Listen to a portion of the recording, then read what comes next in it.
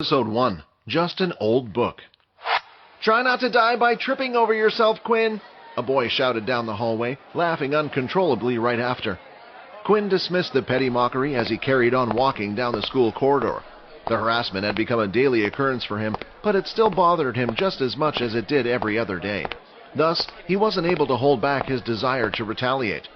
Quinn slowed down his stride and stopped. He pushed his glasses back up onto the ridge of his nose, as they had slipped down from his face. Just from looking at the glasses, it was clear that he needed a new pair. One could tell that they were heavily worn. The glasses looked crooked as he wore them, and even the temples had tape covering them. He then turned around and immediately raised his middle finger, responding to the slander, "I bet you don't even know how many fingers I'm holding up." Upon hearing the taunt, the boy clenched his fist and started running towards Quinn. "You level 1 piece of crap! When are you going to learn that you don't belong in this world?" The boy placed both of his hands together, and a green ball of light started to form between them.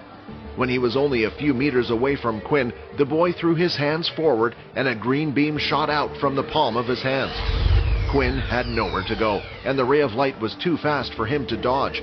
Hence, he knew that all he could do was grit his teeth and bear the pain. As the light hit him, his body was lifted into the air and sent flying backward onto the far-end corridor wall. "What's going on?" a student among the crowd said. "Are they fighting on the last day of school?" A crowd had immediately formed outside, interested in what the commotion was all about. One of the female students ran over to the wall's damaged part to check on the assaulted student's safety. As the dust started to settle down, Quinn's slightly curly black hair slowly came into view. When the smoke eventually cleared up, the female student finally saw who it was. She instantly backed away and continued on with her business as if nothing happened. The moment that the female student had returned to her friends, he could see that they were laughing at her. "I can't believe you tried to help him." "I didn't see who it was," the girl retorted, her cheeks flushed.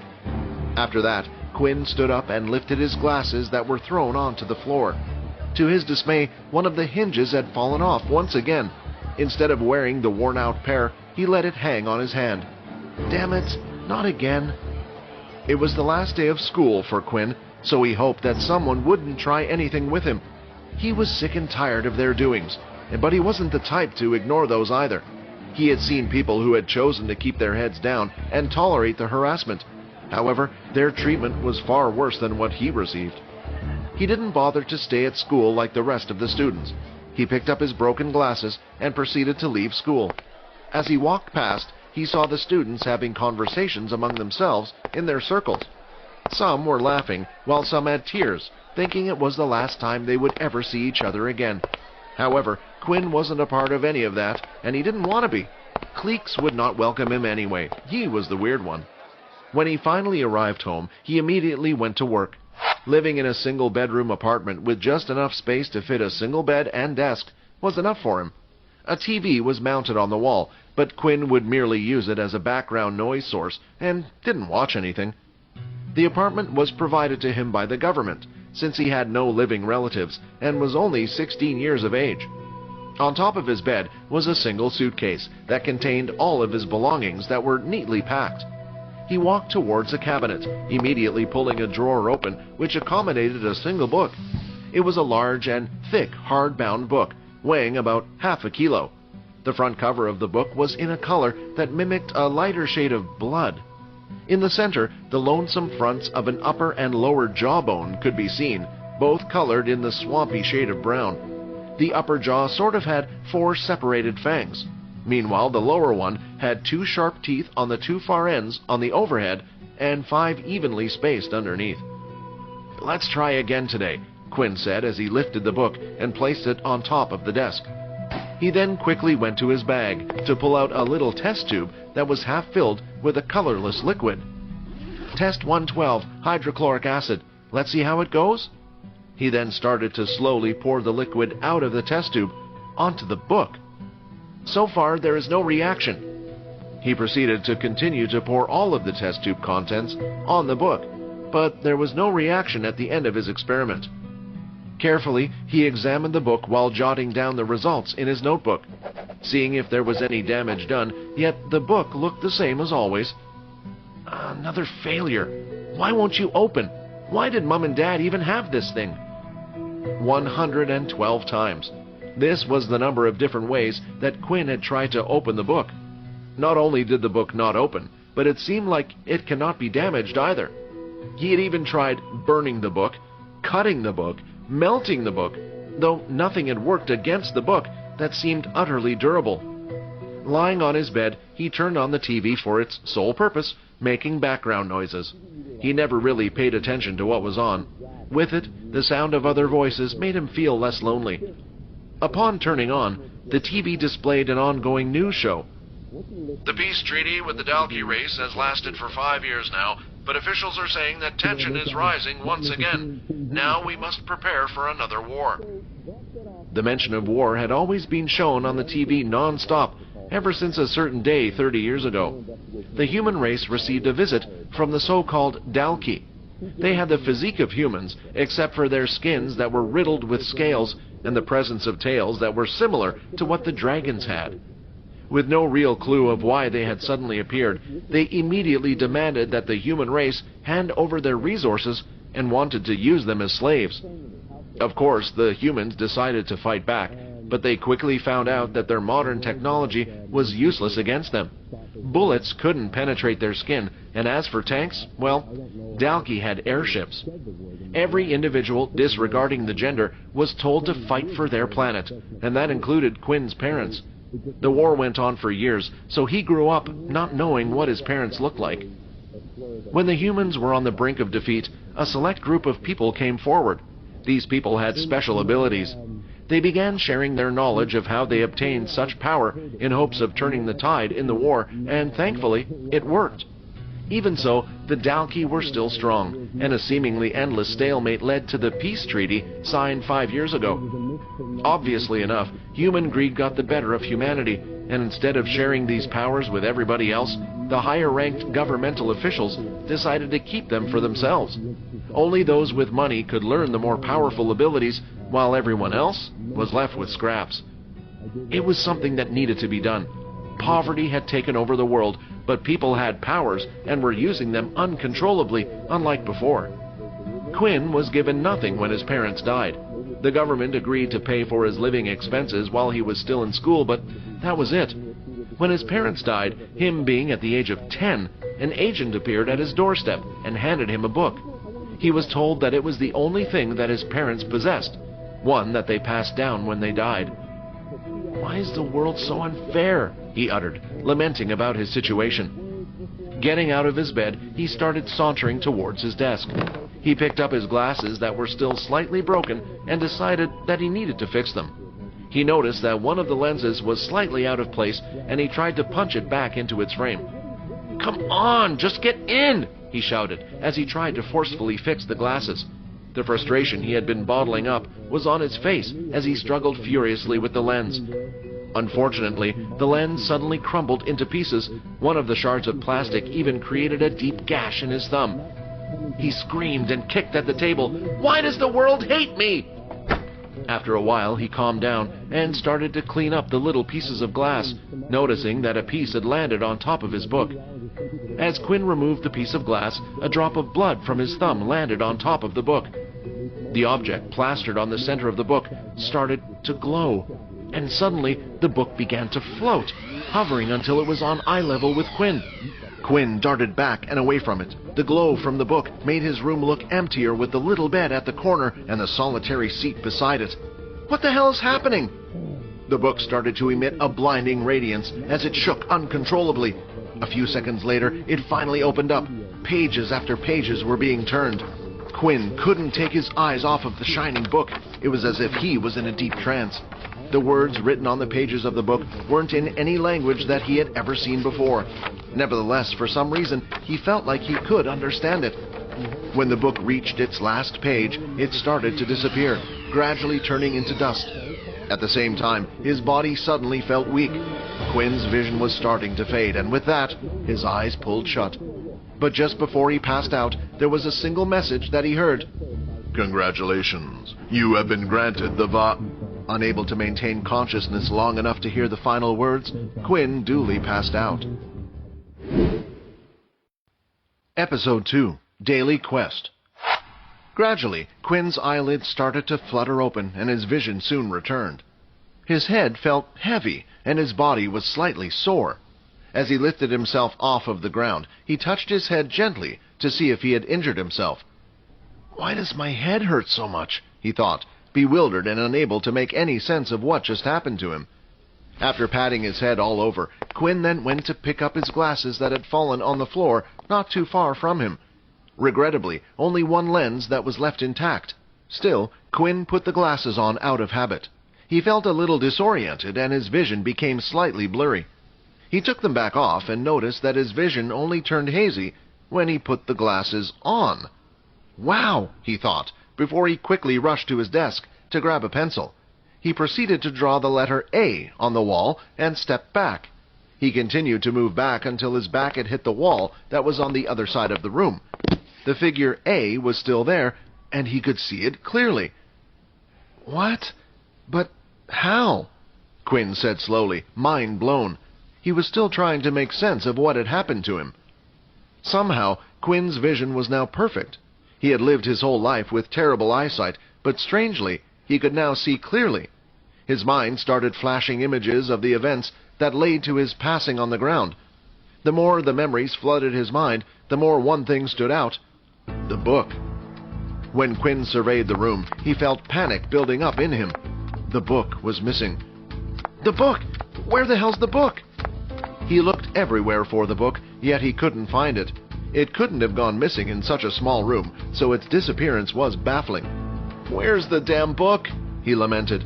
He imagined the book at one corner of the room, hidden and out of sight, somehow living and silently enjoying his misery. "Maybe it's like my socks. They go missing all the time." Don't be stupid. This is a book we're talking about, not a sock," he muttered, trying to reason the uncanny comparison. Quinn tried to think hard about what had occurred a few moments before he collapsed. He took his mind back, moment by moment. Then he suddenly remembered the book hovering in the air. Then, just before closing his eyes, he heard a few words. What was it, he thought? A type of system message? As soon as Quinn said those words, a status screen appeared right before his eyes. User, Quinn Talon. Race, human. Level, 1. 0 of 100 experience. HP, 10 of 10. Strength, 10. Agility, 10. Stamina, 10. Whoa, Quinn said. It was like the old games people used to play all the time when the Earth was not in danger of being overrun by some alien creatures. Quinn noticed that, on the status screen, there were more tabs that were placed on the top. Accordingly, even without doing anything and just by reading the tabs in his head, the screen automatically switched to the Skills tab. Skills. 0 skill points available. Skill locked. Skill locked.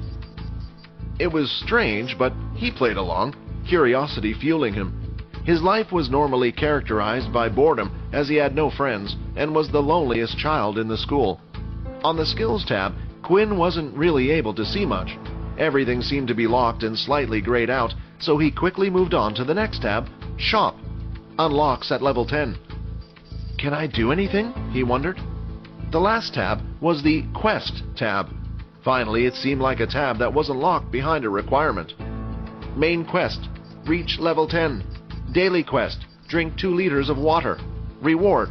5 EXP. After checking everything that the system had to offer, Quinn had to just think about closing the system, and it did.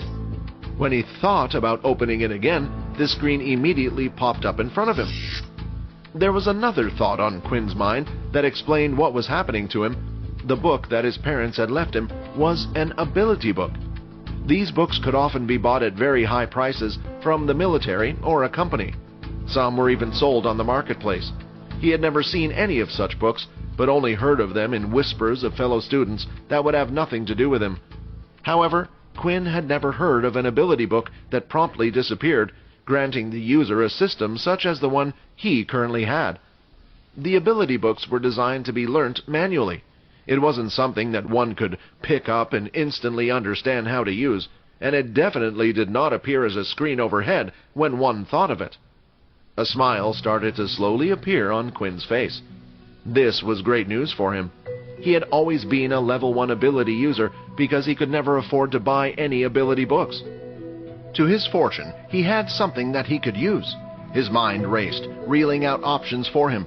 He had things he could practice, things he had never done before. The book would help him, he thought.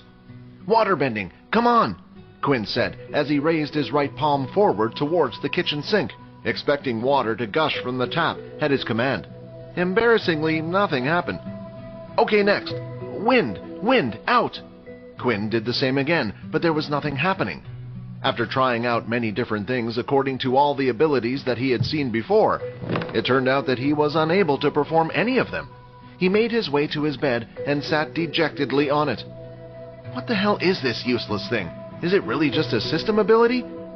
Quinn thought about it for a while. If it truly was like a game, then perhaps, by completing the quests, he would eventually get stronger and unlock more skills. He had heard the students in school gush over those memories, which were shared to them by their parents. Some of them still had these games, which were now antiques, sitting in their homes. Maybe it was his mistake that he was treating it like an ordinary ability book when, clearly, it was not. He was still unable to find it, and ability books did not disappear into thin air. Usually, ability books were based around one ability. It was important for a person to select their first ability book carefully, since a regular human body could only perform one ability attribute in their lifetime. If one got transform ability as their first ability, they would only be able to acquire other skills that were related to this attribute. For instance, if someone obtained fire as their attribute, they could solely dedicate themselves into gathering skills that the attribute fire could utilize. But this book was different, he felt it. What ability book could completely heal his eye defect? Quinn went to open his mini-fridge, grabbing the bottles of water that were inside. He soon began downing the water bottles one by one. Damn, how much is 2 liters? My belly feels like it's going to burst. After finishing his 4th bottle of water, the screen popped up in front of him, and a new notification message appeared. Daily quest complete. 5 EXP has been granted. 5 of 100. Well, at least I know how the system works now, Quinn said, satisfaction evident in his tone. A loud knock from the door startled Quinn. He jerked and almost threw the empty bottle of water he was holding on the ground. The knock came again. There was only one group that knocked like that, the real soldiers. Quinn dashed towards the door and opened it. As he opened the passageway, standing in front of him was a large, muscular, bald-headed man wearing a black military uniform, signifying the Earth attribute. There were several medals on his garment. His name was written on the area of the uniform right above his chest. Sergeant Griff. Boy, it is time for you to vacate your room immediately. The vehicle has been waiting outside for 5 minutes already. With everything that had happened, Quinn had forgotten about his move today. It's time for you to head to military school, Griff announced.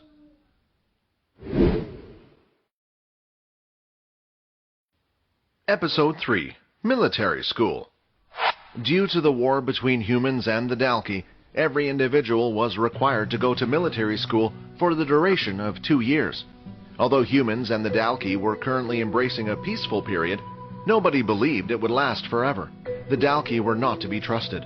Their taste and hunger for power and their desire to control creatures they considered to be beneath them could hardly be kept at bay. Every single day there would be news regarding one race antagonizing the other, even on the verge of waging war. The citizens had this foreboding that an altercation could break out at any moment. Quinn quickly went to the toilet before heading off with Sergeant Griff. His bladder felt like it was going to burst any second now because of the sheer amount of water that he had drunk. Once he stepped out of his room, welcomed by the outside world, something strange happened. A new notification screen appeared in front of his eyes. Your body is being hit by direct sunlight. You are affected by the sunlight. All stats will be halved while you are exposed to the sunlight. All of a sudden, Quinn's body felt extremely sluggish. He felt like he had just finished running a marathon and now needed to rest. His arms and legs felt heavier than usual, but there was nothing he could do about it. Quinn proceeded to inspect his status, while Sergeant Griff gave him a strange look for stopping as soon as they had set foot outside. Are you okay, boy? The sergeant asked, getting ready to apprehend the boy in case he planned to make a run for it. Every year they would have some unwillingness to come peacefully. However, Quinn was not listening, nor did he have any plans to escape his responsibility. He was merely too busy looking at the screen before him, seeing that his stats had gone down. However, it wasn't just his stats. His HP had also been drastically reduced. HP 5 of 5, Strength 5 of 5, Stamina 5 of 5, Agility 5 of 5. What kind of drawback is this? Quinn wanted to shout out, but he was still aware that he was no longer alone. Quinn? The sergeant called out again. He was still staring at the screen as another notification appeared. You have received a new quest. Daily quest. Avoid direct sunlight for 8 hours. Reward 5 EXP. Quinn's mood was lifted as soon as he saw the new daily quest. Unlike the one that required him to drink water, this was something that he could do naturally just by sleeping. If the system worked the same way it did in games he had heard about, that would mean that once Quinn had earned 100 EXP, he would be able to level up and also increase his stats. Hence, the more daily quests Quinn got, the better it was for him. What are you doing walking so slowly? The school will eat you alive if you carry on like that, Sergeant Griff shouted, waking him up from his stupor. Quinn reached a large bus parked just outside of his apartment block. When he entered the bus, he noticed that it was already full of students who should be the same age as him. Some steps back, Griff stood watching him, hands behind his back. Quinn had not even realized that the soldier had stopped. When he turned back to look at Griff, he could have sworn that Griff was a stone statue. He turned back to the bus in front of him and discovered that he didn't recognize any of the students. That could only mean that they had all come from a different school. He felt a little relieved. With these new people, maybe the bullying would stop. Since nobody knew him, he had a chance to impress them, maybe even make some friends. He opted to sit at the front of the bus, since it was the only seat that was still available. The screen popped up in front of him immediately as he sat down. Stats have returned to normal. It appeared that avoiding direct sunlight meant his stats would instantly return to normal. He was happy for it, since his body felt reinvigorated once again, as if a heavy weight had been lifted from his body. Well, at least it looks like it's only direct sunlight. The students were all talking to each other in excitement, but that stopped as Sergeant Griff boarded the bus. All right, it's time for us to head to the military academy, he announced, signaling the driver to begin their departure. The bus jerked to life and started to move. The students were finally on their way. There was silence in the bus throughout the journey. Whenever a student started to speak, Griff would immediately glare in their direction, prompting the student to shut their mouth. Griff didn't even have to say anything, since they all knew what he wanted just by staring them dead in the eye. About 10 minutes into their journey, the pop-up screen came up again, and Quinn received another message. A substance in the air has been detected. You are feeling sleepy. Resistance +1. Quinn found this message quite strange, so he started to check out the interior of the bus. He noticed that half of the students were already asleep, and the other half were drowsing off. He tried to fight it, but felt his body getting heavier. His eyelids were shutting down. At long last, even Quinn felt dizzy as sleep hovered around his consciousness. Your resistance to the substance has increased. Resistance +1. Then he heard the sound of loud footsteps coming towards him. He looked up to see Sergeant Griff hovering above him. Looks like a few of you were able to resist the sleeping gas. Guess we'll just have to bag you. A black bag was thrown quickly over Quinn's head, and his vision was completely covered. The gas started to slowly creep up on his consciousness, overpowering him. There was nothing he could do. His hand fell limply by his side, and he dozed off, abandoning consciousness. After a while, Quinn felt a splash of cold water chucked over his head. It served its purpose, immediately jolting him awake. The only thing that he could see upon opening his eyes was a greenish smoke that dominated his surroundings. He and several other students began to lift their heads to look around them. There were currently a total of 500 students standing on a plain open field in a strange place that none of them seemed to recognize. The puzzlement on their faces spoke volumes. This is where the lot of you will spend the next 2 years of your life, the voice of Sergeant Griff explained. The green plane was not the only thing the students saw. There were 3 futuristic, huge buildings directly in front of them. The buildings were human images sculpted entirely out of glass. Each one stood at least 60 feet tall, but that was not the only thing that the field overlooked.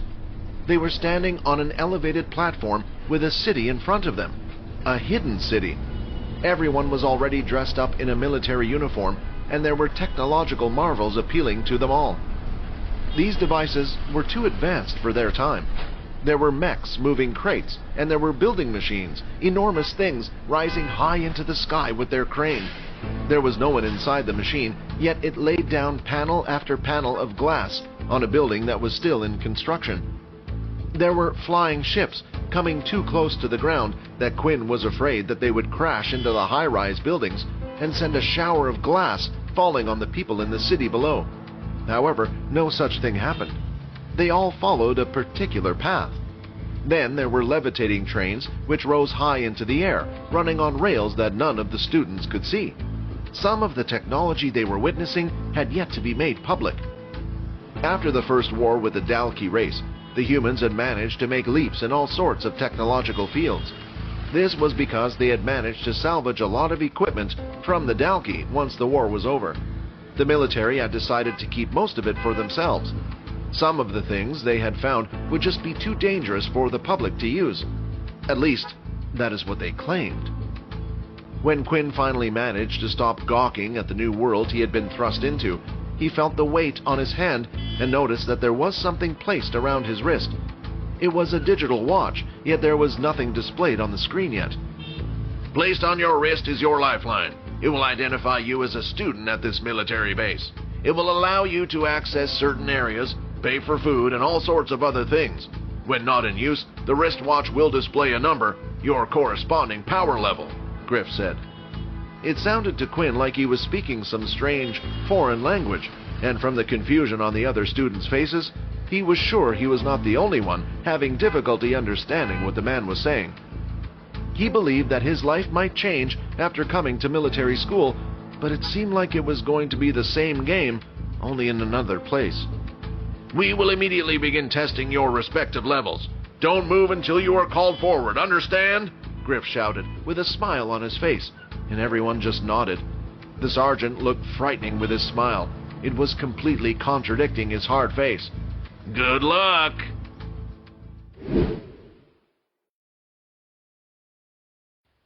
Episode 4. Ability Level. When abilities had first been introduced to the human race, people had quickly discovered that some were far more powerful than others. The abilities themselves were also different from person to person. They were dependent on how many mutant cells could be activated within the body and how much a person's body could withstand.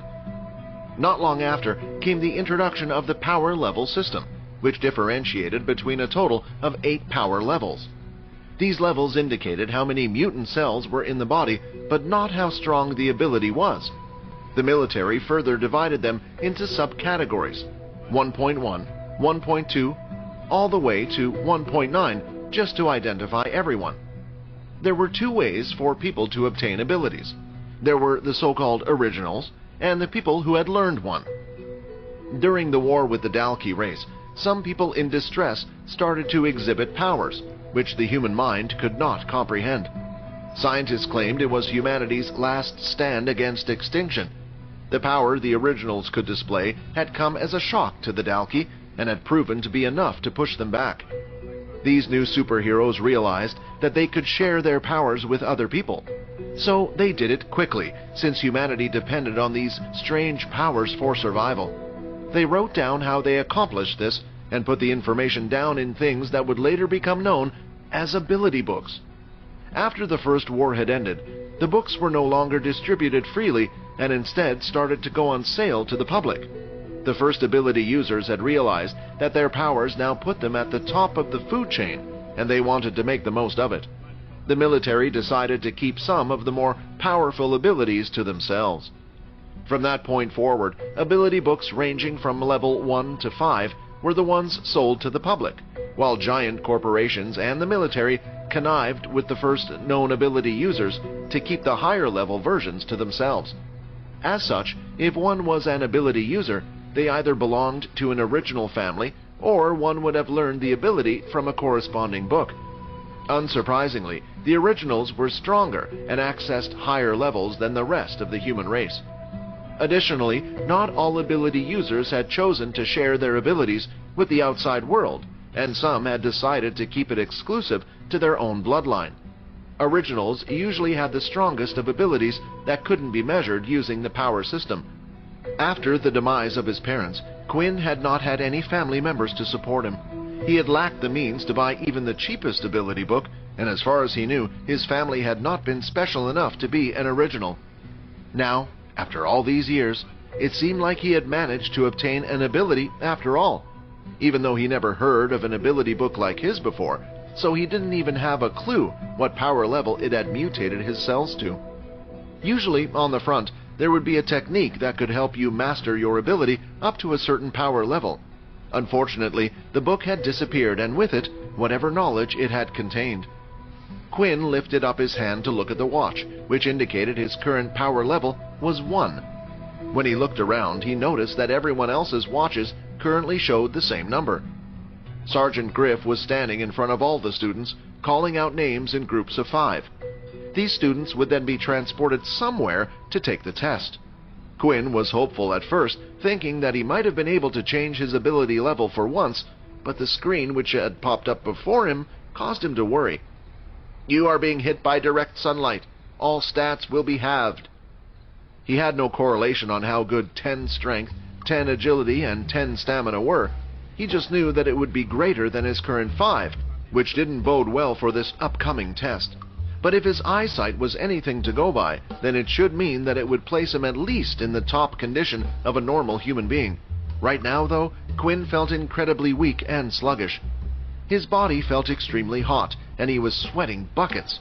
Quinn thought it was a good thing he had drunk a load of water beforehand, otherwise he would have been extremely dehydrated. "Hey, are you okay?" a stranger standing next to Quinn asked. The stranger had slick blonde hair and hazel green eyes with a chiseled face and sharp jawline. He stood before him at a height of 6 foot 2 inches tall compared to Quinn's 5 foot 11 inches. He looked to be the type of person Quinn would have usually avoided in his school, as everyone would always pay attention to them, and boy did Quinn hate attention. "If you want, I can call someone for help," the stranger offered. "It's okay, I'm just a little bit nervous about the testing," Quinn lied, as he tried to ignore his tired body and stand up straight. The stranger's eyes roamed over Quinn's body with concern. Quinn was quite skinny for his age, not having a lot of muscle on him, and right now he looked incredibly weak. To the stranger, Quinn looked like the type of boy who would be a prime subject for bullying. Being in a new place and not knowing anyone's power levels, of course, he would be nervous. Quinn sighed. If he was to get a level 1 rating again, the same thing from his school would most likely repeat itself. "Well, don't be. I'm quite strong, you know. If anyone messes with you, you can come and ask me for help," the stranger offered, smiling. Quinn returned the smile, yet he couldn't help but feel uneasy. Quinn didn't usually get on with the active, positive type of person. In fact, he did not get on well with anybody, but he found it hard to dislike the boy, especially for being the first person to offer his help. "The name's Vorden, by the way." The other boy introduced himself and placed his hand out. Quinn looked at Vorden's hand. It was the first time in his life someone had treated him like a normal human being, but he was afraid that would quickly change. Should his ability turn out to be a low-leveled one, he would probably take back his offer of friendship, but at least for a short time, Quinn just wanted to forget about all that. "My name's Quinn," Quinn replied as he shook Vorden's hand. "Use of an ability has been detected. The ability has been rejected." Once the system messages appeared, Quinn looked at them strangely. He then noticed that Vorden still hadn't let go of his hand. Then the system repeated the message once again. "Use of an ability has been detected. The ability has been rejected." Quinn forcefully pulled his hand back. The system was clearly telling him that Vorden was trying to use his ability on him. The other even had a puzzled look on his face as he stood there. "What is your ability?" Vorden eventually asked. Quinn paused, thinking for a while whether he should answer or not. Ultimately, he wanted to see Vorden's real reaction. "I don't have an ability." Vorden no longer had a puzzled look on his face, but he did not look pleased either. as if the answer had been insufficient to sate his curiosity. But before he could say anything, Sergeant Griff made an announcement. Next group, Quinn Talon, Vorden Blade, Peter Chuck, Layla Monroe, and Aaron Healy. Come to the front to take your test.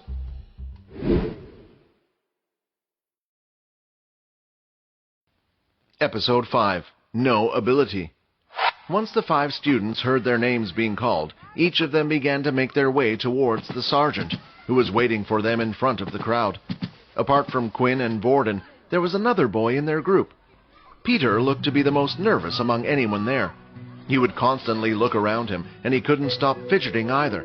His body frame was quite small, but it suited him, for he wasn't that tall either. Looking at him reminded Quinn of himself. A small frame with glasses and scruffy brown hair, he was not much for a physical attraction.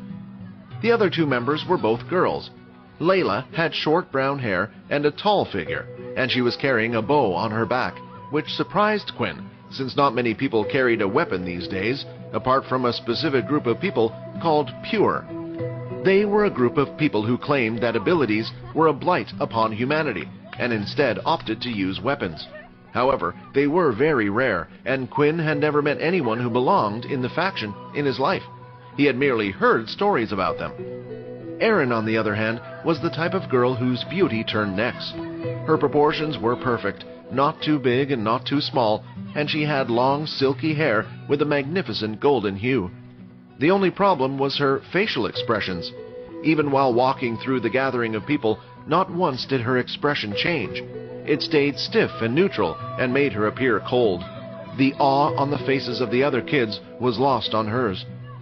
As Quinn was walking to the front, he noticed that he couldn't recognize any of the students there, and it seemed like the others were not familiar with anybody either. Quinn could only assume that this was done on purpose. Their group soon stopped just behind another group that was being transported to the testing area.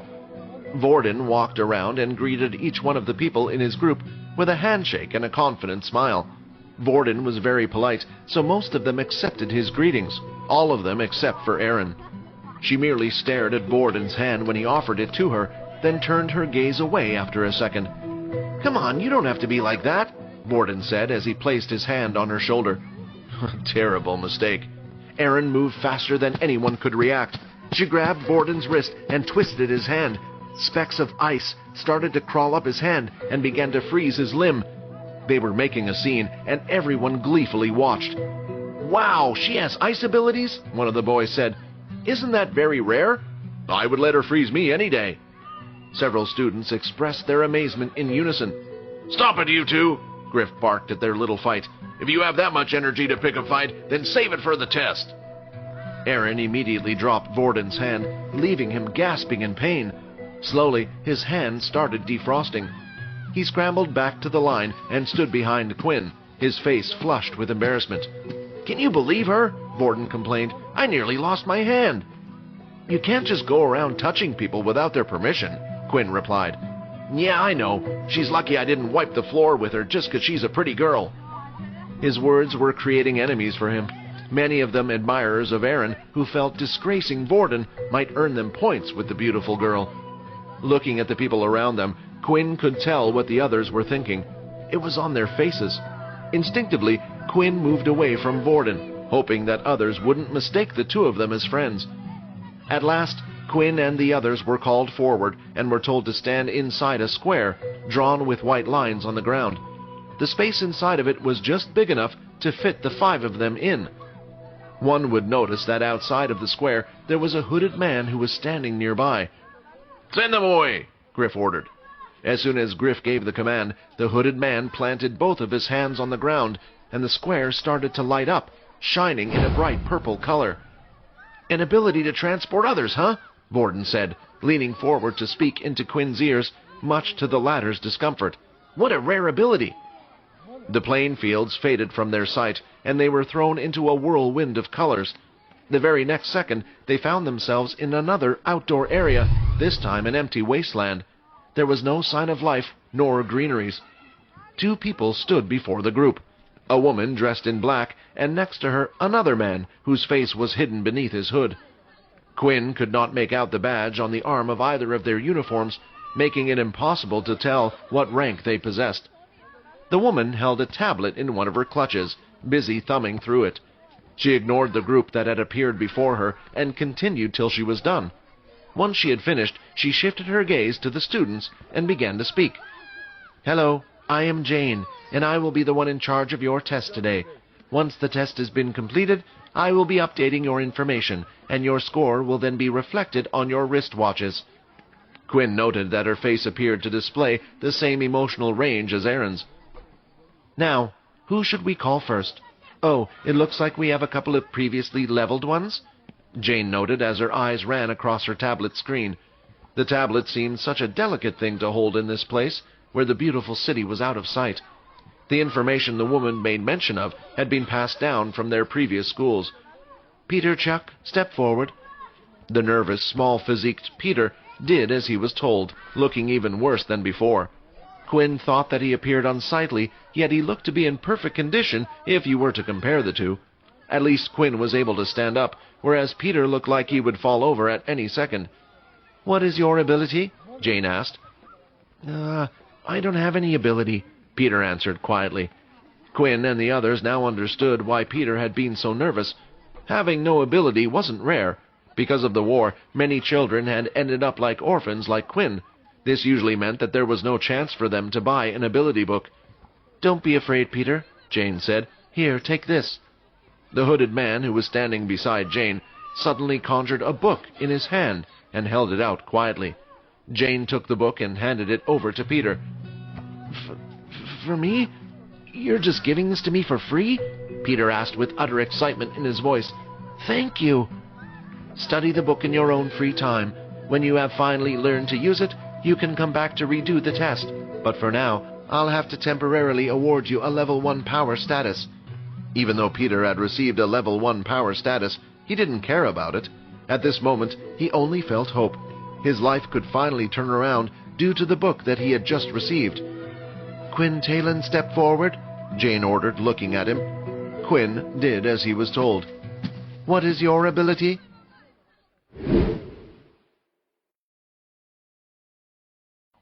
Episode 6. Result. Quinn considered this entire charade to be ridiculous.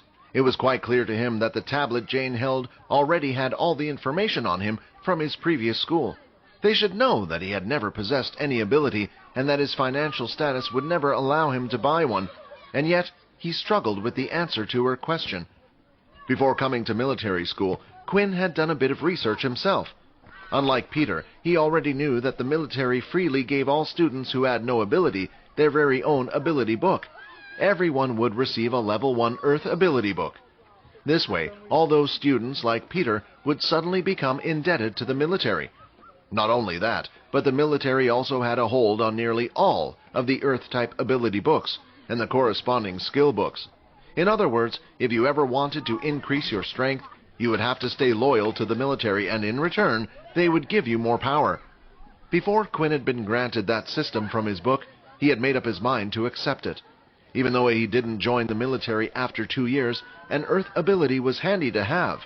With it, one should be able to find quick employment, since the Earth ability was useful in construction. And this was exactly where the problem came in. Quinn already seemed to have an ability, which meant he was unable to learn a new one. The ability book they would give him was practically useless. He was also pretty sure they would keep tabs on every student they had given the ability book to, meaning the teachers would expect him to use Earth powers one of these days. Quinn took a deep breath and answered, "I don't have an ability." Just like before, the hooded man standing by Jane's side plucked a book from thin air and handed her the book. Her eyes were cold and emotionless as she handed it to Quinn. Quinn took the book from Jane, but suddenly another screen appeared before him. "Unable to learn this ability. Would you like to convert the book into 10 EXP? Quinn had somewhat expected the system to display the first message, but the second one truly surprised him. He was really tempted to take the book and use it as a form of EXP, but he knew there would be questions asked later on. "I'm sorry, but I don't want it," Quinn said as he handed the book back to Jane. The instructor looked at him with raised eyebrows, the first sign of her being able to actually display any sort of emotion.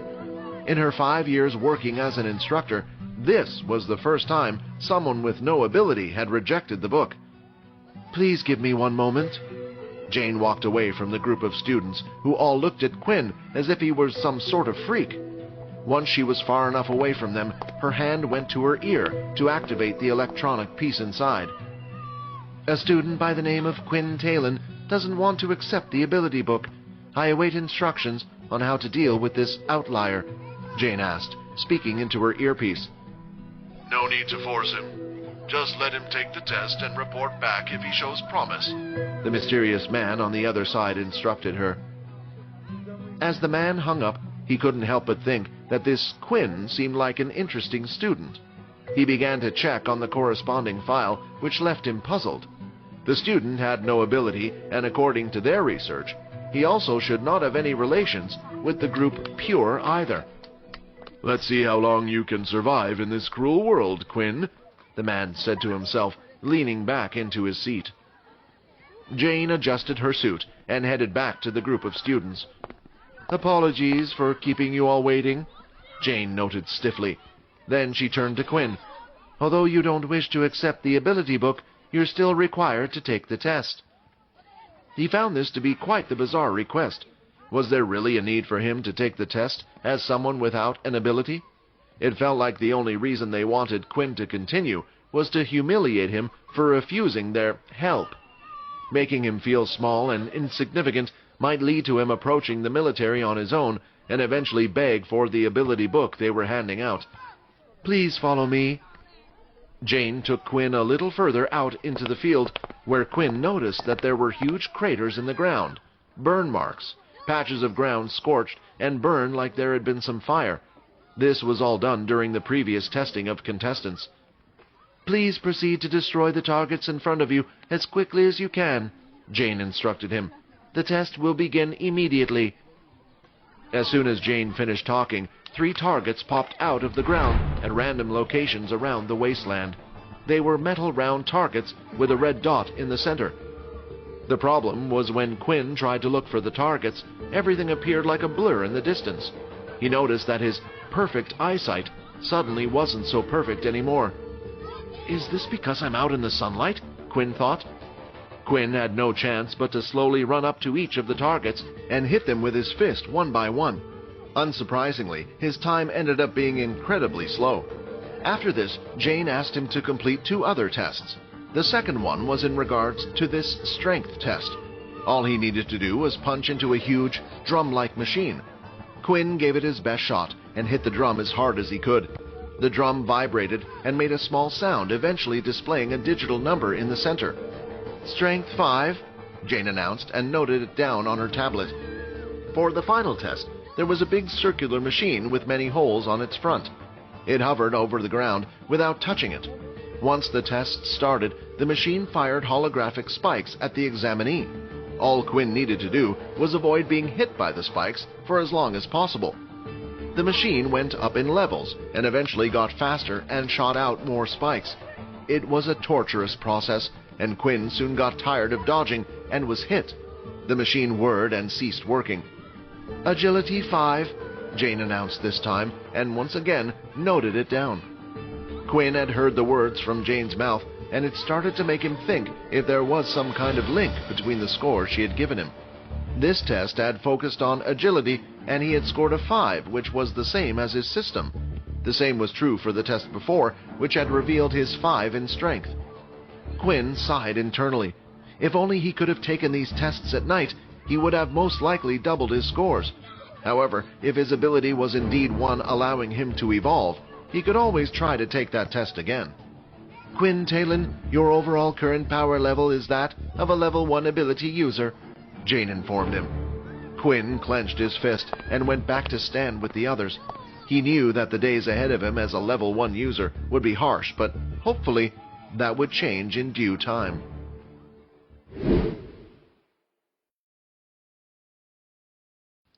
Episode 7.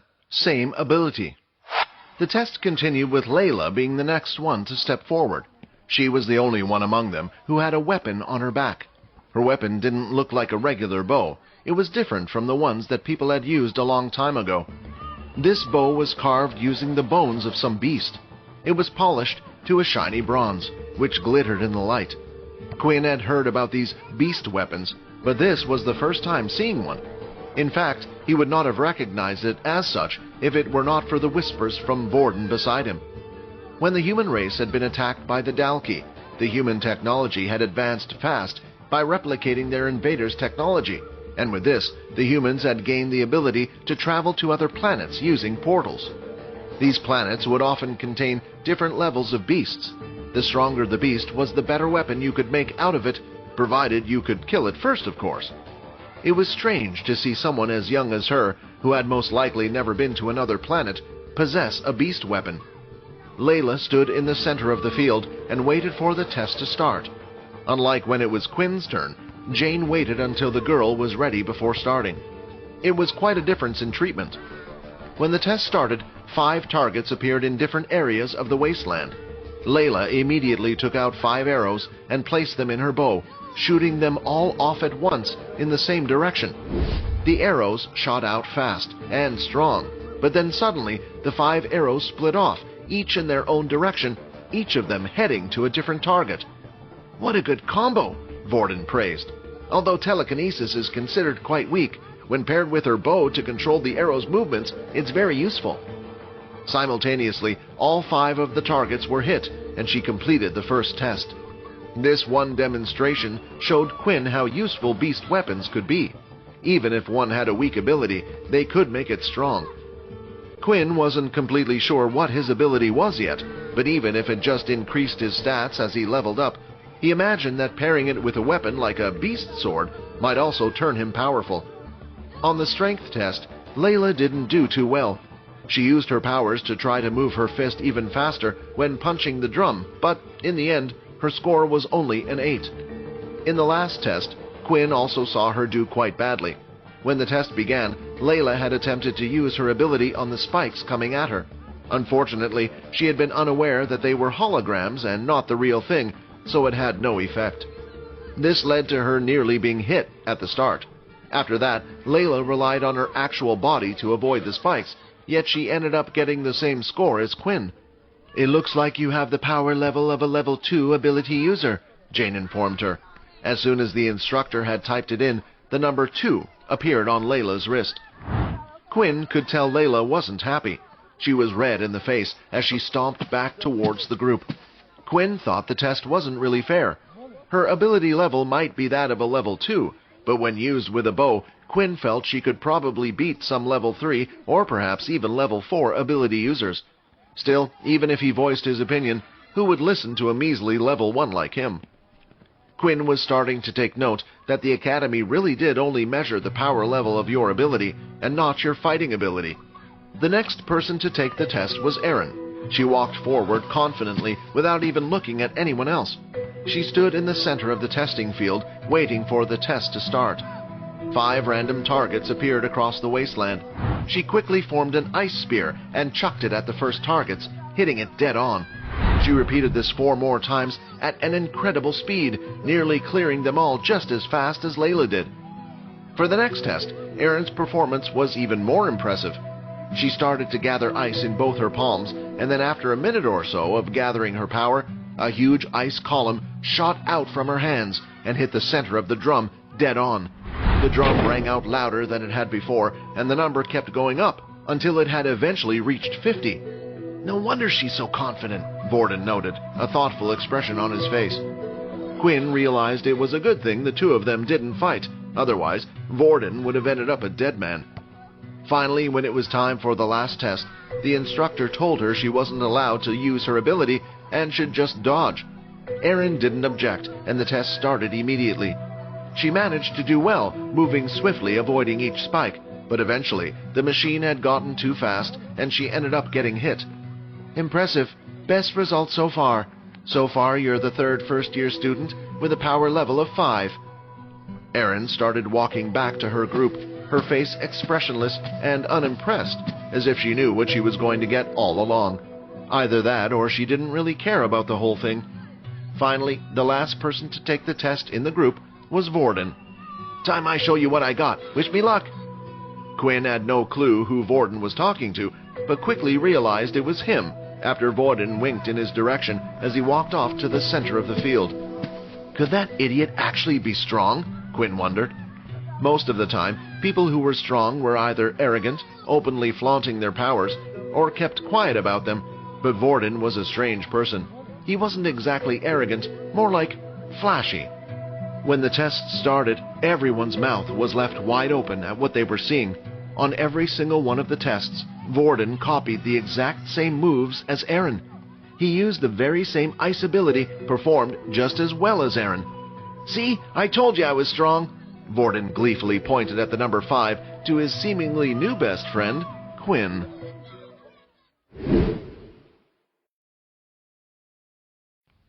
Episode 8. Fate. After seeing Vorden perform well on the test, Quinn couldn't help but think about what Vorden's ability was. When Vorden went to shake his hand when they first met, his system had informed him that Vorden had tried to use his ability on Quinn. Yet for some reason whatever he had tried to do had been unsuccessful. If Vorden's ability had been ice, surely his hand would have just frozen. Unless Quinn's ability was to block all types of other abilities, but that seemed highly unlikely. Not only that, but Vorden had a very strange reaction about it, even asking Quinn what his ability was. Thinking about it, Vorden noticed another strange thing in the other boy's behavior. For some reason, he had been very adamant about shaking the hands of everyone he had just met. Although Aaron had refused his gesture, in the end, hadn't Vorden still ended up touching her on the shoulder?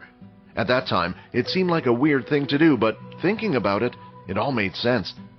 Touching had to be like a condition for Vorden's ability, and the last person he had touched had been Aaron. It couldn't be a coincidence that both of them had the same powers. In that case, Vorden's ability was most likely the kind to copy other people's ability. And it hadn't worked on Quinn because his ability wasn't straightforward.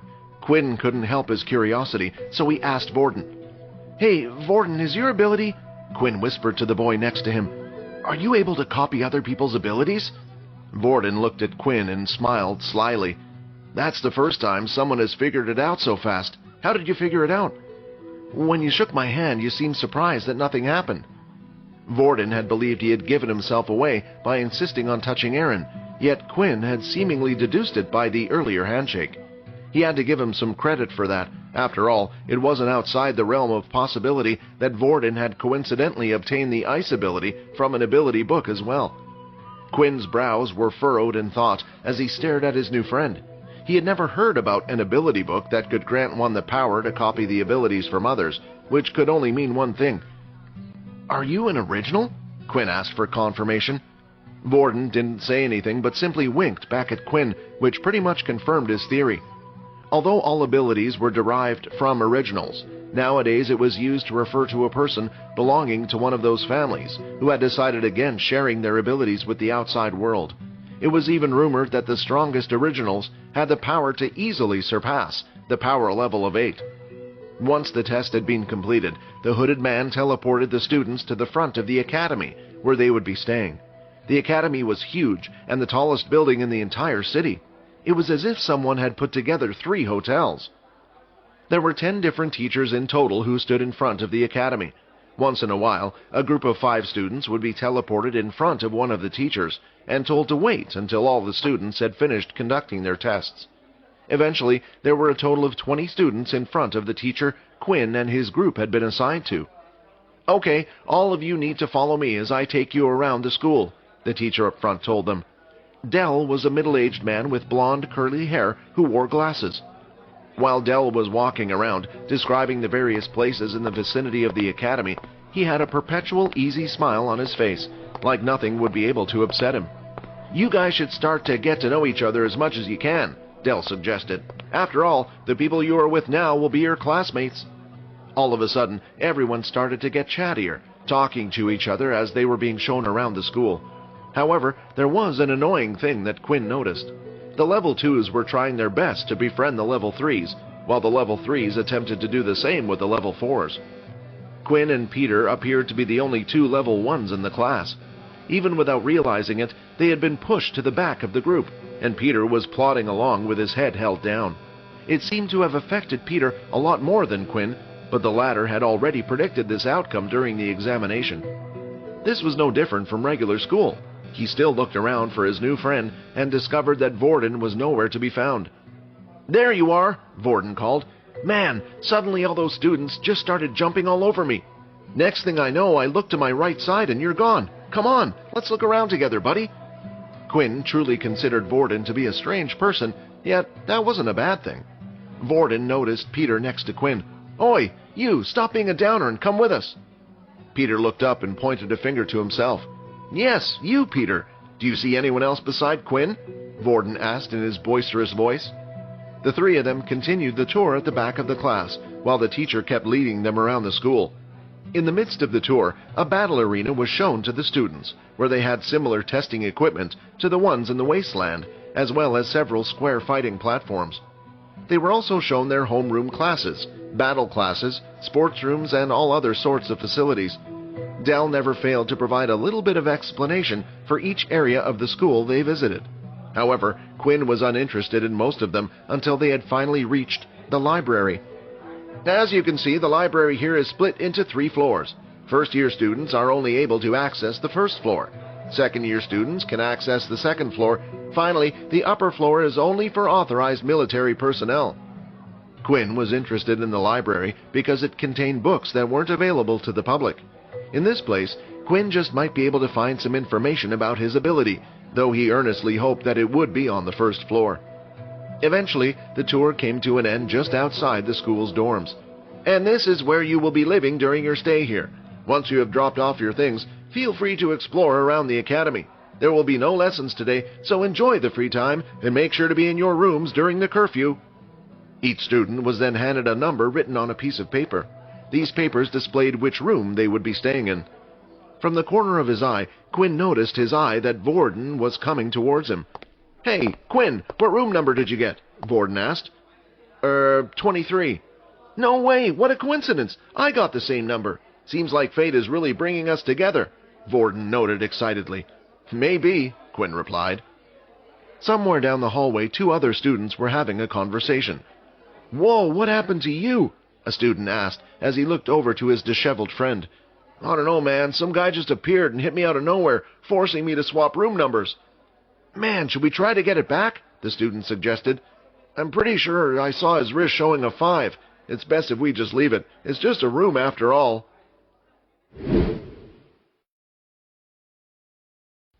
Episode 9. What System? After Quinn had finished unpacking, he was free to do what he wanted for the rest of the day. It was still noon, so he had plenty of time to explore the academy. Quinn ended up sharing his room with 2 people, and to his surprise he knew both of them, Vorden and Peter. There were 3 single beds in the room, each spread out from one another evenly, but other than that, the room was pretty empty.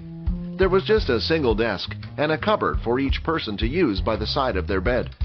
Students were expected to spend most of their time studying or practicing their skills, as there was no time for pleasure. That was why the rooms were designed for efficiency. "What do you guys want to do then?" Vorden asked the others. "I'm still unpacking, but you 2 don't have to wait for me. Feel free to go out and explore," Peter replied meekly. Peter had opened up a little to the 2 of them. At first, he was completely shy and hardly uttered a word, unless specifically asked, but slowly he seemed to be coming out of his shell, especially around Quinn. Peter most likely felt comfortable around Quinn, knowing that they were both level 1 ability users. "I was thinking of heading to the library," Quinn said. "That will probably be too boring for you." "Boring? Please, I can make anything fun. Besides, I haven't read a book in..." Vorden paused for a while. "I can't even remember the last time I read a book." The 3 of them laughed before Vorden and Quinn agreed to head to the library together. When they arrived, they found that the first floor was surprisingly bustling with students. Quinn noticed that there were multiple round desks spread out where students were sitting, and in the middle of the desk was a glowing orb. "Ah, you're probably wondering what that orb thing is in the middle, aren't you?" Vorden asked. "It looks like they don't have them in public schools. If you touch the orb, then it allows you to create an isolated space. Inside, only those people who have been invited can hear each other. This way, people are able to chat as much as they want without disturbing others." "Wow!" Quinn was quite surprised at how far technology had evolved. Quinn and Vorden chose a table that had 2 other people sitting on one. Just as Vorden had explained, Quinn could see the 2 talking, but couldn't hear a word. According to Vorden, the orb had a limited range and could only cover the surrounding tables, though. Quinn searched around the first floor of the library and picked up as many books as he could about abilities, most of them listing and describing the most common abilities. Vorden wasn't too bothered and decided to just select a random fiction book to read. The two sat at their tables while Quinn started to flicker away. After skimming through several books, he had been unable to find a single one that sounded like his ability. Vorden had kept a close eye on Quinn and had noticed the type of books he had been picking out. "What's with all the books? Are you looking for something in particular?" Quinn thought about it for a while before giving Vorden an answer. Given his own ability, he should be quite knowledgeable about abilities. "I was trying to decide what ability to get, since I've turned down the school's offer." "Oh, right, I nearly forgot about that already. To be honest, I thought you might have been one of those pure members who hate abilities. Turns out you just didn't want to become a dog to the military," Vorden said with a big grin on his face. "Well, is there anything specific you're looking for?" "Not really, although I found something very interesting in one of those books. Have you ever heard of an ability that is weaker in sunlight?" Vorden suddenly started to laugh out loud. "What are you, crazy? I've never heard of something like that. Abilities are something our bodies learn. Sure, some people have limits and can't adapt to stronger abilities or can do less than others, but for one to get weaker because of the sun? Are you sure you have not accidentally grabbed a fantasy book about vampires?" Quinn felt a little embarrassed by Vorden's reaction. Of course, he understood this reaction was pretty normal. Would he have reacted any differently if someone had asked him about an ability making one grow stronger, depending on how full the moon was? Unfortunately, the reality was that as long as Quinn stayed in direct sunlight, all of his stats would weaken by half. He continued to look around the library to see if there was anything else he could find. Eventually, he had gone through every single one of the books detailing abilities. Quinn then considered trying his chances by going a floor above where there were some second-year students. "Maybe there's something up there, but I can't imagine what the academy would do to me for breaking the rules, especially on the first day. I might already be on their radar for refusing their Earth ability book. No reason to make them any more suspicious," Quinn thought. As Quinn continued to walk around the library, he considered what Vorden had said. Perhaps he really should venture into the fiction section and see if he might be lucky. What's the worst thing that could happen? A book titled The Truth About Vampires immediately caught his interest. Quinn took out the book and gave it a quick look. Despite abilities being widely accepted, there was not a single person who had come out claiming to be a vampire. Quinn couldn't help but sate his curiosity, so he started to read the book. After reading and skimming through the book, Quinn found most of it to be useless. A lot of the things that vampires didn't relate to him at all. Vampires were required to drink human blood. Some could transform themselves into bats and cast illusions, while others were incredibly skilled with the sword and hypnosis, but Quinn had none of those things. The only thing he could relate to was getting weakened by the sun. Eventually, Quinn decided to close the book and call it a day. It didn't seem like he was going to find anything from the first floor of the library. As soon as Quinn closed the book, though, he heard a familiar sound, and the pop-up appeared at the corner of his eyes again. "You have gained more knowledge about the system. 10 EXP received. 15 of 100 EXP. "What?" Quinn blurted out.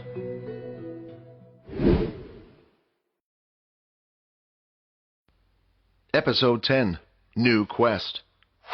Quinn stared long and hard at the message and reread it multiple times. It can't be. Why did I get EXP from reading that fantasy book? He knew he had to test it out. After reading several different books about abilities, not a single one had given him EXP, but for some reason this one did. He decided to pick up another fantasy story, one about dragons, this time titled Reincarnated into a Human. He did the same as before and skimmed through most of it, reading only the headings and subheadings. When he closed the book, there was no reaction. It was the expected result.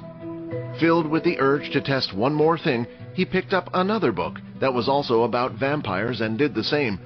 When he closed the book, the system still showed no reaction at all. In the end, Quinn theorized that after reading all the books, he might have gained so much knowledge about abilities that the system had chosen to reward him. The, for some reason, delayed message had only coincidentally appeared right at the time he was reading up on vampires. Naturally, there was another possibility, but that one was a little harder for him to believe. He didn't wish to believe that the book about vampires had somehow been related to his system. When Quinn finished checking things out at the library, he noticed that Vorden had disappeared from the table and was no longer there. He must have gotten bored and gone somewhere else. I'll probably see him later in our room. Quinn looked outside the window and noticed the sun was starting to set. He had been in the library for a total of 6 hours so far, and he had not even noticed the time fly by. Then, when Quinn was just about to leave, a new message popped into his view again. Daily quest number 2 has been completed. 5 EXP received. 20 of 100 EXP. Each time Quinn got a message from this strange thing inside his body, he got a satisfying feeling, seeing the number inch closer to 100. Beneath it, there was a certain uncertainty, a dreaded thought that this would end badly.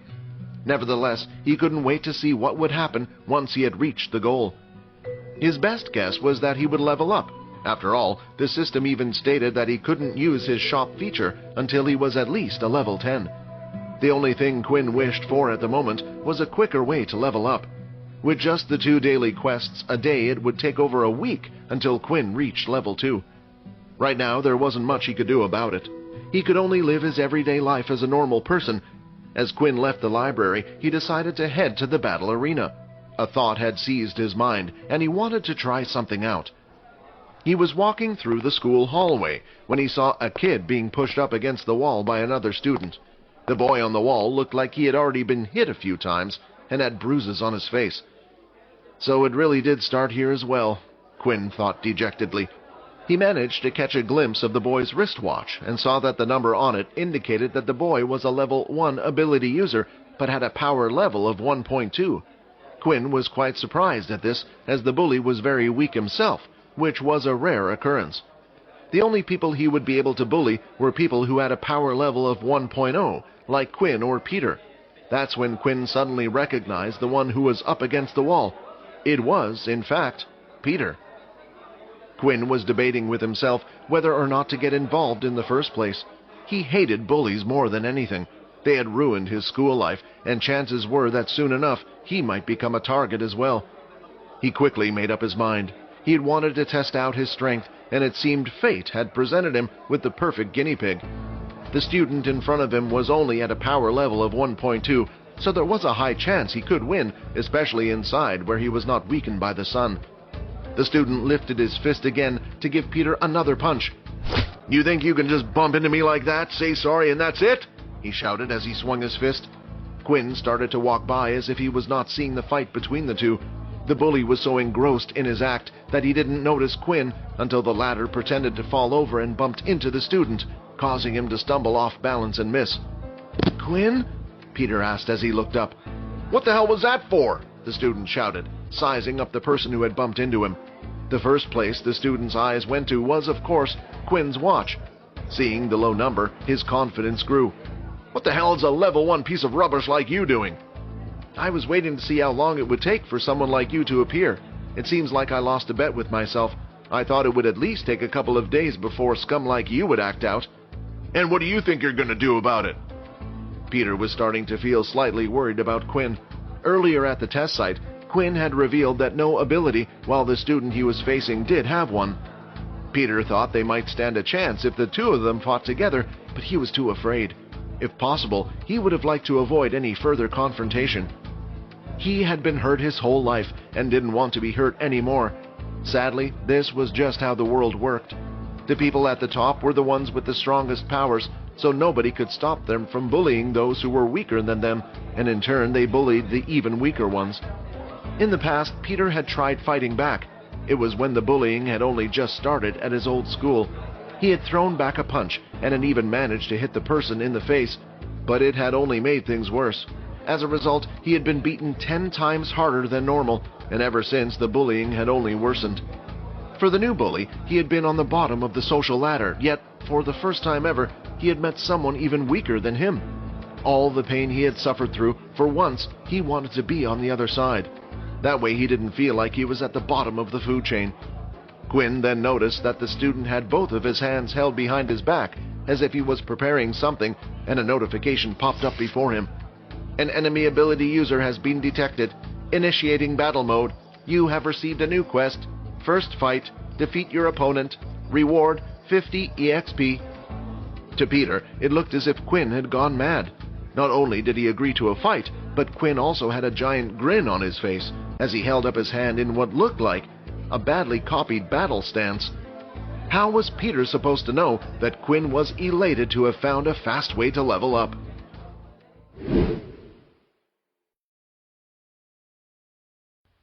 Episode 11. New Skill. Even without the help of the system, Quinn could tell the student was obviously hiding his ability. "Come on, what happened to your big balls?" the other student taunted him. "You seem to be playing with them behind your back," Quinn replied. "You weak piece of garbage," the student shouted and came charging forward. Quickly, he slashed his hand out at Quinn. Luckily, Quinn's increased stats allowed him to lift his arm in time to block the attack. However, the student's hand managed to slice right through a part of Quinn's arm, drawing blood. "Damn it!" Quinn cursed. HP 8 of 10. Quinn looked at the student, who now had his hands out in view. It appeared that the bully had a transformation ability, yet it seemed to be a weak one, limited to only his hands. The ability had changed his hands to tiger claws and had hardened his nails. From the cut, deep in his hand, Quinn knew that the nails were sharper than they looked. Suddenly, everything became a little bit more serious for Quinn. The stinging pain he felt on his arm was real. The game-like system had caused him to take things a little too easy. But his pain quickly reminded him that this wasn't a game. He was unsure if he would faint after 4 more hits or if something worse would happen, but he had no intention of finding out anytime soon. The student started to charge at Quinn once again with his claw-like hands. As the student swung his right hand, Quinn managed to duck and throw a punch of his own into the student's stomach. The student staggered. The shock on his face revealed that the power behind Quinn's punch was greater than he had expected. The student maneuvered his way around Quinn, moving quicker than he looked. His claws slashed at Quinn's unprotected back, injuring him once more. HP 6 of 10. "Shut up, I know!" Quinn shouted as he lifted the student using both of his hands by the legs and threw him up against the side of the wall. How did Quinn manage to pick him up like that? Peter wondered. They're roughly the same size and he threw him with ease. Does he really not have an ability? Or did he hide it for some reason? Quinn didn't stop there, though. It was important to teach this bully a lesson. Otherwise, they would just come back for more. Quinn needed to scare him from ever trying to mess with him again. He ran up to the student who was still lying on the floor and kicked him in the stomach with full force. The kick was so hard that it caused the student to cough up a little bit of blood from his mouth. First fight has been completed. 50 EXP received. 70 of 100 EXP. Is he dead? Peter asked, slightly worried. As if on cue, the student started coughing out some more blood. If he attacks you again, he's going to wish he was, Quinn stated with conviction.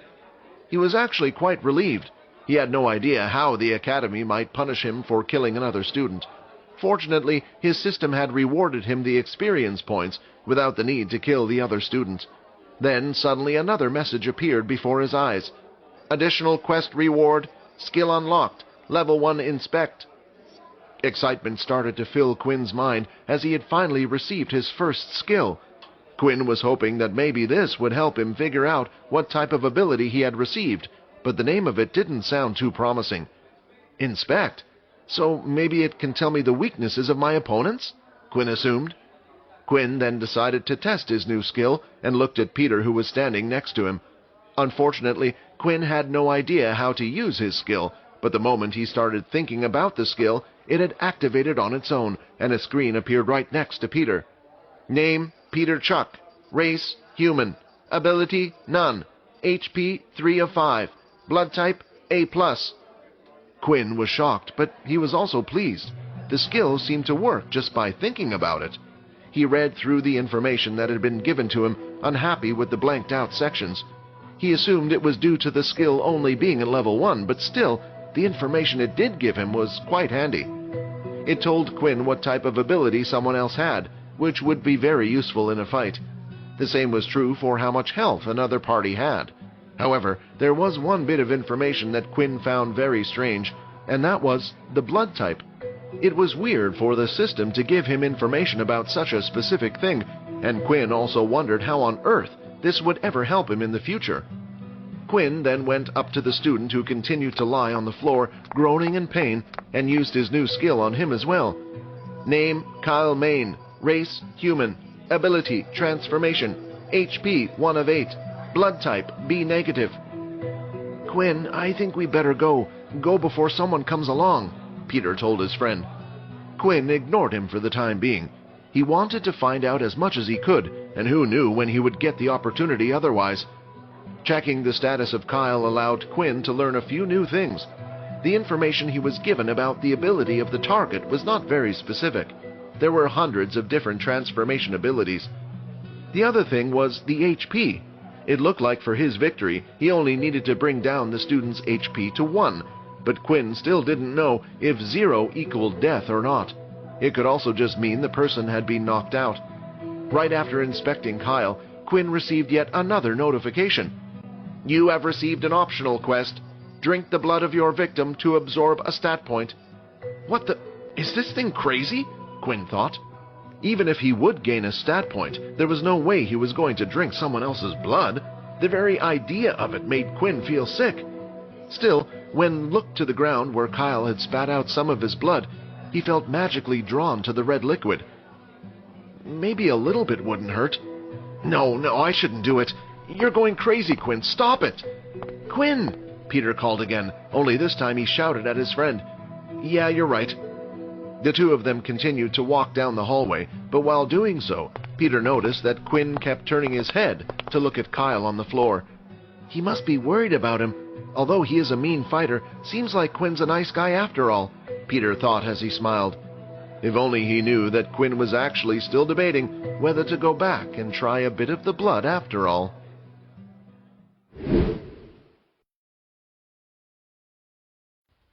Episode 12. A second test. As the two continued to walk down the hallway, Quinn started to feel a strange surge through his body. Hey, let's go to the doctor. I'm sure the military must have a healer who can patch that up, Peter suggested, his eyes focused on the cut on Quinn's hand. Good idea, Quinn agreed. You don't have to come with me. I can reach there on my own. It will be a busy day tomorrow, so why don't you head back to the dorm? Although Peter was worried about Quinn, Peter didn't want to stick in the halls for much longer where other students were able to see him. He also had an irrational fear that someone would link them with the injured boy down the hallway. Quinn read the hesitation on Peter's face. Look, don't worry, I'll be fine. I appreciate you looking out for me, Quinn encouraged. It was a strange thing to say, given that he was the one that had gotten injured while saving Peter. He could see the puzzlement on Peter's face, so he gave him an encouraging push towards their room. With that, Peter quickly rushed off and headed back to the dorms, making sure to cover up his wristwatch most of the time as well. He didn't want to stumble into another bully. Quinn, on the other hand, immediately rushed to the nearest boys' toilet just down the hall. When he entered the toilet, his eyes went to his arm, where Kyle's claws had left an ugly cut. Quinn examined his hand closely. Something strange was happening. He could literally watch his arm healing in real time. Though it looked slow, in reality, it was incredibly fast. For someone to be able to actually witness his skin scabbing over and healing was an amazing sight. Quinn had actually felt something strange happening to his body when he was talking to Peter. It was the reason why he had insisted on Peter leaving him alone. If Peter had watched his wound heal, Peter would know for sure that he had an ability, if he did not already suspect that. Quinn waited a few minutes and opened up his status screen. It was as he thought. His HP slowly regained as well. HP 8 of 10. Eventually the wound on his arm and back had healed completely and only the rips on his shirt were left. HP 10 of 10. Your HP has recovered. Your hunger has grown. Does this mean the system uses food to heal my wounds? I guess it makes sense. The energy has to come from somewhere, Quinn thought as he felt himself getting hungry. It was as if he had just missed breakfast or something. When Quinn had the chance, he would get a quick bite to eat. Before Quinn headed back to the dorms, there was one more thing he wanted to do. He wanted to get back to the training room that they had been shown while touring the school. It was getting late, and the students had an early start in the morning, so most of the students had already returned to their dorms. This meant it was the perfect chance for Quinn to head to the training room without anyone seeing him. He finally reached the training room in the academy, a large oval dome-like building with a huge empty space in the middle. At the edges of the room were rows and rows of technological equipment. There were giant mech robots shooting targets and things Quinn had no idea what they even did. Still, he hadn't come for those. No, the one thing he was interested in was the power level testing equipment. Inside the training center, Quinn had also spotted the same machinery that had been used at the testing field. When Quinn entered, the room was unsurprisingly empty. Slowly he made his way over to the testing equipment while walking past all the other sorts of machinery, and finally he stopped just in front of the drum-like level testing machine. It was the same type of model as the one they had used out in the field to test their strength. Unbeknownst to Quinn, Layla had also snuck to the training room before Quinn had entered. She had come to test out her bow and arrow skills. She always practiced at night when she was nervous, and she couldn't help but worry about tomorrow. When she heard the doors to the training room opening, she immediately hid behind one of the giant robots. Suddenly, she saw the student walk over in her direction. Then she noticed something. "Isn't that the boy I took the test with? If I remember correctly, he had no ability." Layla recognized him, although she could not recall his name. Layla continued to watch Quinn as he approached the large drum. "Let's see," Quinn said to himself as he circled his right arm to warm it up. He swung his fist back and prepared to hit the drum as hard as possible. When he punched the drum, a number appeared on the drum and slowly started to rise until it eventually stopped at 10. "Seems like I was on the mark," Quinn exclaimed happily. He had come to test his theory about his status screen stats matching the equipment the school used, and he was seemingly right. Layla, who had been watching from behind one of the robots, also noticed Quinn's new score. Confused and curious, she decided she wanted to find out more about this mysterious student and would stay hidden to learn more. Quinn then went to the hologram spike machine. Last time Quinn managed to last 10 seconds against the machine before it got too fast for him to dodge the attacks. Since his stats were no longer halved, he figured he would last longer this time. Quinn started the test, weaving and dodging through the spikes. Unlike out in the fields, he felt more agile as the spikes whizzed past him. When the test was done, he lasted exactly 20 seconds. With Quinn having confirmed his results, there was nothing left for him to do but head back to the dorm and wait for the next day to start. Meanwhile, Layla, who had stayed hidden this whole time, had seen everything. She couldn't understand why a student would hide his strength in school. A low power level meant that one would be targeted by others. Layla only had one thought while she looked at Quinn. Maybe there will be a use for him. She decided that from now on, she would keep a close eye on Quinn.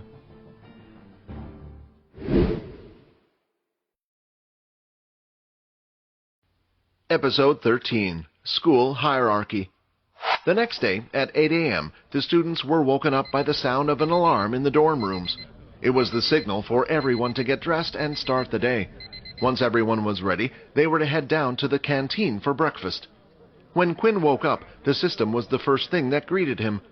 Daily quest number 2 has been completed. 5 EXP received. 75 of 100 EXP. Quinn was thankful for this convenient way of gaining 5 EXP without actually having to do anything but sleep. Suddenly, a rumbling sound came from his belly. He felt hungrier than he usually was, as if something was biting through his stomach. Must still be from the fight yesterday. The canteen was a large hall that was quite plain. In fact, while walking around the school on his own, Quinn became aware of how plain most of the school looked. Single white walls, no picture frames, just windows every now and again. It was the sleek, modern, clean look that the world had taken. The canteen was filled with large tables that could seat 3 people on each side. There were no set seats in the canteen, meaning students were free to sit wherever they liked. Quinn noticed that low levels sat next to the other low levels, while the high levels sat with the high levels. His school life had just begun, and yet the social norm appeared to have already been established, just like it had been in his old school. While Quinn was waiting in line with Peter and Vorden, a student came late into the queue. He nonchalantly walked past his peers and eventually cut into the line ahead of the rest. Not a single person said a word in protest. The reason for this was simple. The offender had a higher power level than them. Quinn hated these types of actions, but right now there was nothing he could do. Once the 3 of them got their food, they started looking for a place to eat. "Why don't we go over there?" Vorden pointed at an empty spot. Are you sure, Vorden? Peter asked. That's a level 1 area. You don't have to sit with us if you don't want to, right, Quinn? Yeah, don't force yourself, Quinn replied. Quit talking nonsense, you two. We're friends. I don't care about this stupid power level hierarchy going on. The three of them then went to sit down with the other lower levels on a table. The area slowly started to fill up, but nobody else had decided to sit at their table. Everyone could see his high power level, so the other low levels wanted to stay away, fearing he would bully them. As soon as they sat down, Quinn started to dig in without any regard for table manners, eating everything that was given to him, even the bits he usually didn't like. Hey, if you're not going to finish that, do you mind if I take it? Quinn asked, his eyes on Peter's plate. Sure, go ahead, Peter said, a bit surprised about Quinn's appetite. Quinn ended up not only eating all of his food, but also the leftovers from his two friends. On top of that, Quinn also had grabbed 8 bottles of water, as he wanted to finish his other daily quest as soon as possible. The last time when he had been in the sun, he had sweated far more than usual, but thanks to the water he drank beforehand, he hadn't felt too dehydrated. If they were to go outside again, then this would be a big help to Quinn. For a skinny guy, you sure know how to gorge yourself, Vorden teased. Although Quinn had clearly eaten a lot, for some reason he still felt a little pang of hunger that wouldn't quite go away. Luckily it was bearable and didn't distract him too much.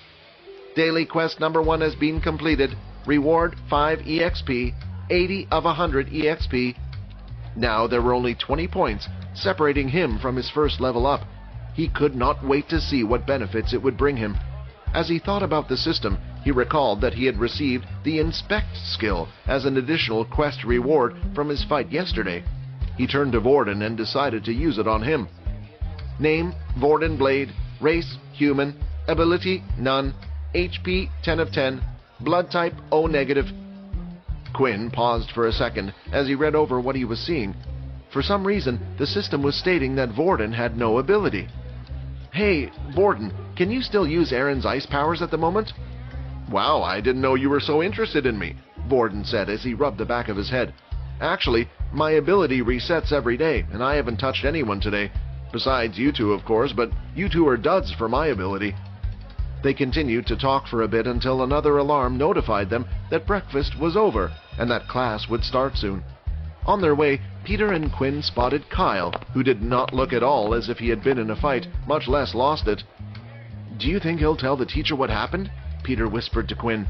I doubt it. It should be too embarrassing for him to admit he was defeated by someone weaker than him. Plus, it would only make him a target if people found out, Quinn whispered back. Their teacher for the day was Dell, the same person who had shown them around the school. The students took their seats, and just like in the canteen, they chose to sit close to those of the same power levels. All but Vorden, of course. Vorden decided to sit at the back of the class with the level 1s and 2s, between Peter and Quinn. The other students noticed this behavior and quickly started to talk amongst themselves. What does he think he's doing sitting with those bottom feeders? I saw him sit with them in the canteen as well. Won't this cause a problem for the hierarchy at school? Won't the second-year students start to do something? Yeah, if he keeps breaking the rules, then they will definitely step in. This focus on one's power level wasn't just a school thing. In fact, the school was the perfect example of how their society worked as a whole. With a higher power level, you would be guaranteed better jobs and better pay. The government would support you, while the rest would be forgotten. The ones at the top didn't really have a problem with this kind of system. The people with lower power levels would do anything they asked them to do just to curry favor with them, hoping that one day they could increase their power level. Anyone who tried to upset this power system was usually quickly silenced. It was the primary reason the group known as Pure existed in the first place.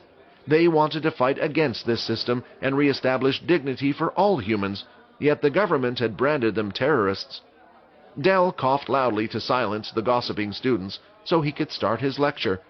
It was about the introduction of the school and the Great War. When we were about to lose the Great War against the Dalki, Dell began, his voice rising to capture the rapturous moment, his eyes blazing, that was when they came forward. The originals. These humans had kept their abilities hidden for hundreds of years, only passing them down to their family members. He paused and looked around the class to make sure every student was paying attention before he continued. Thanks to them sharing their abilities with the rest of humanity, we were able to reverse the tide of war and beat back the Dalki. When we talk about an original today, we're either referring to the founders of that ability or a member of one of the groups who have refused to share their abilities with the rest of the world. Del then suddenly had a serious look on his face. We might live in a time of peace at the moment, but who knows when the war will start again. That is why you are here. Once the class had finished, it was time for the students to take a break. Vorden, Quinn, and Peter headed outside to grab a snack. As soon as Quinn stepped outside, the dreaded message appeared. All stats have been halved. The three of them sat by a nearby bench, and Quinn once again felt weak. Hey, are you all right? You look sick again, Vorden asked. Dude, you're sweating like crazy. Yeah, I just get hot easily, Quinn lied. The three of them continued to talk about random things and the experiences they had at their previous schools until a group of 6 male students approached them. Each of them was wearing a black arm badge, indicating that they were second-year students. Looks like the rumors were true, one of the second-year students said. We have some business to discuss with the three of you. Do you mind coming with us? Another added. His eyes dared the trio to refuse the invitation.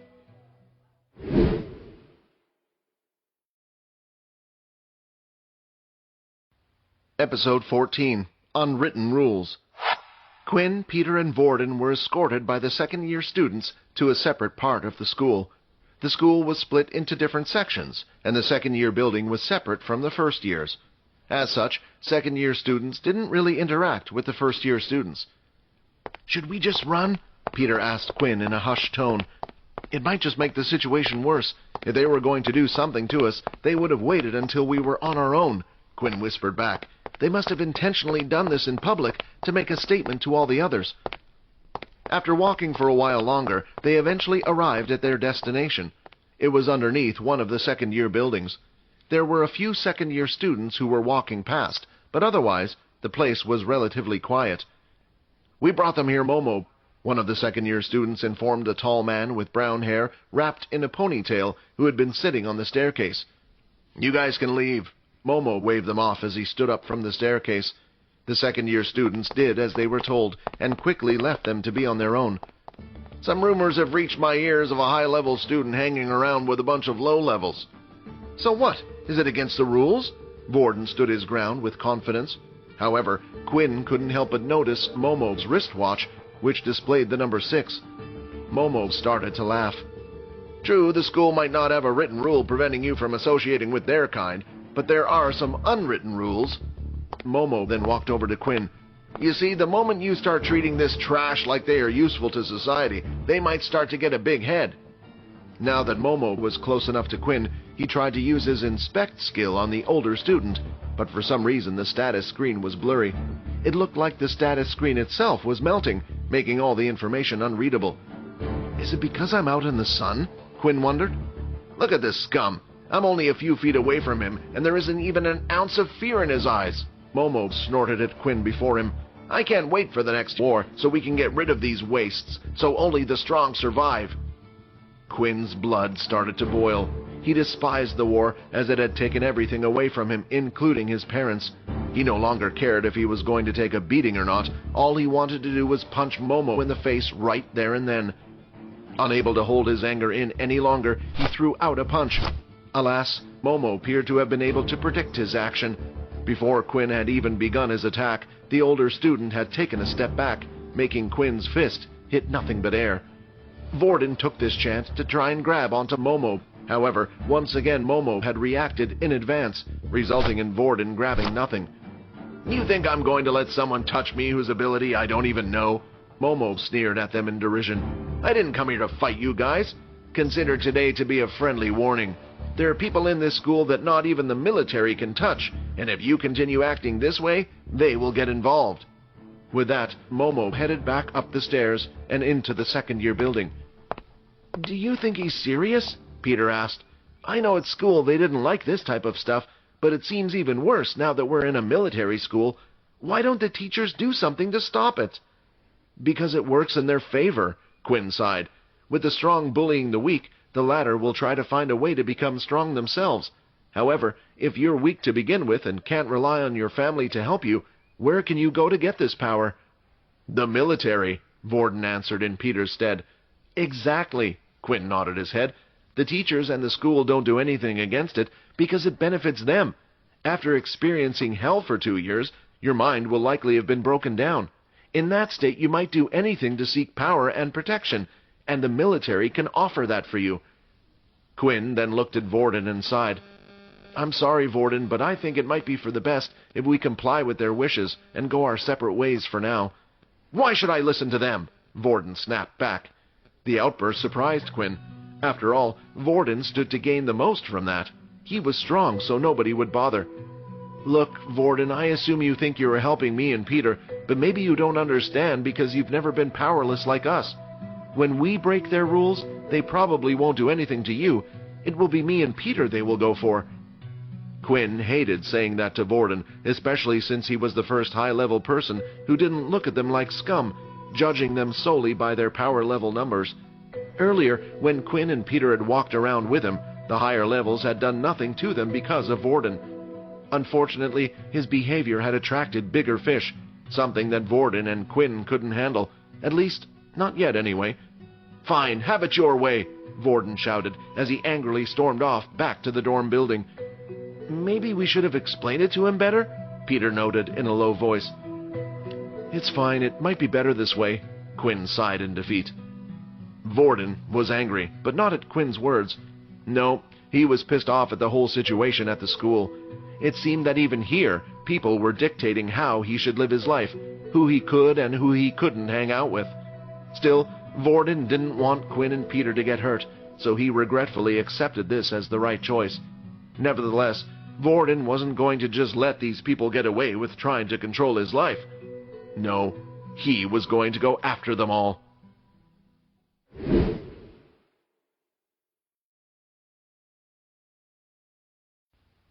Episode 15, Finding My Next Target. Layla had been tracking Quinn and the others for a while now. From afar, she had been watching their encounter with Mono. It was kind of amazing how much attention Quinn managed to attract in a single day. The only thing that Layla was confused about was why Quinn's punch had been so slow and weak. From the looks of things, Quinn had really wanted to punch that second-year bully, so why had his attack lacked the power she had seen him exhibit at the training center?